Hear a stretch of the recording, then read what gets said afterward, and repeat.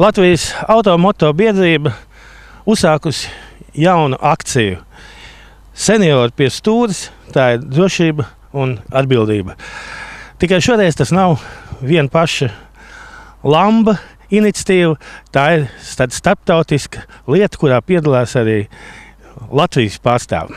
Lamba šo akciju rīko ar FIA atbalstu, kas ir Starptautiskā automobīļu federācija, un no Latvijas puses CSDD un OCTA finansiālu atbalstu.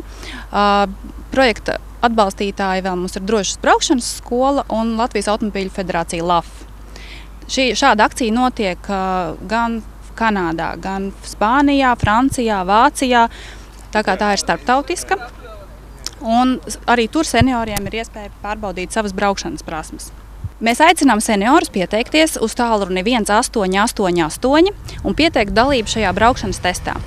Tas ir brīvprātīgs, anonīms, par tā rezultātiem nevienam netiks ziņots, ja tiesības ir tās netiks ņemtas nost.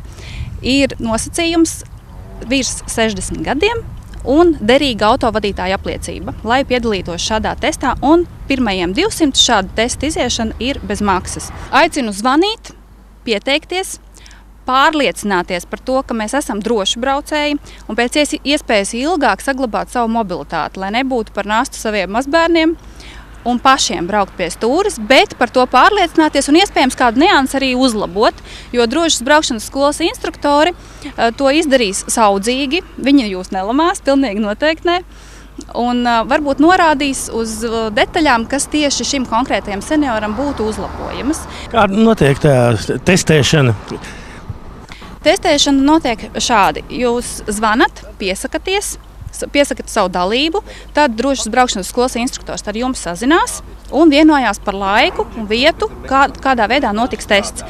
Var braukt ar savu mašīnu, ja pie tās ir pierasts, var braukt ar skolas auto, var izvēlēties pat ātrumkārbu. Ja ir pierasts, piemēram, tikai pie automāta, tad var izvēlēties arī automātisko kārbu. Un tas notiek nevis kaut kur, bet pa Rīgas ielām, dzīvā satiksmē, reālā. Cik ilgi tas tests?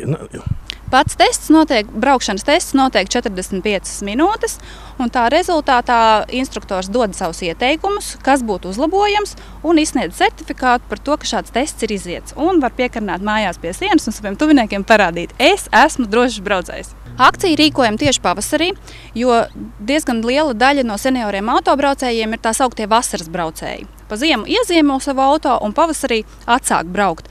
Un pa ziemu šīs prasmes varētu būt mazliet mazinājušās. Sakiet, kas jūs pamudināja pieteikties šajā testā?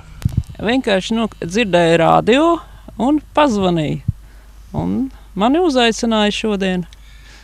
Sakiet, vai jūs pat ikdienā brauciet vai reti, kad brauciet?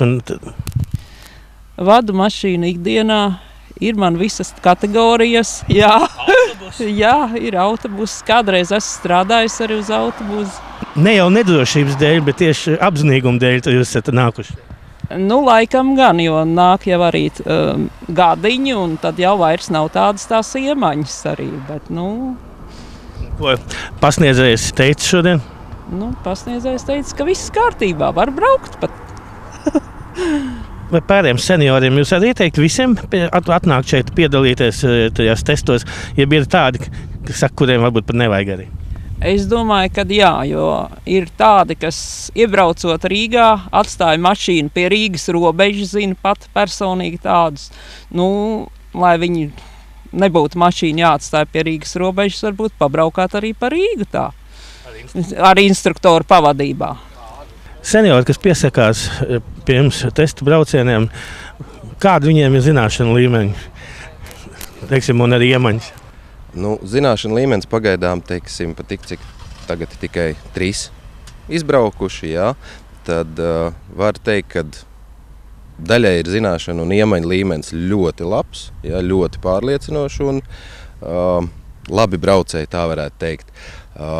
Ir arī, braucēji, kas tik tiešām brauc reiz mēnesī, jā, un tās iemaņas ir, tādas nepārāk drošas. Nav tā pārliecība par to, ka viņš rīkojās pareizi uz tā ceļa, kaut gan doma jau ir pareiza. Ja? Nav tikai tās iekšējās pārliecības, jo brauc reti, līdz ar to nejūtās tā brīvi kā zivs ūdenī.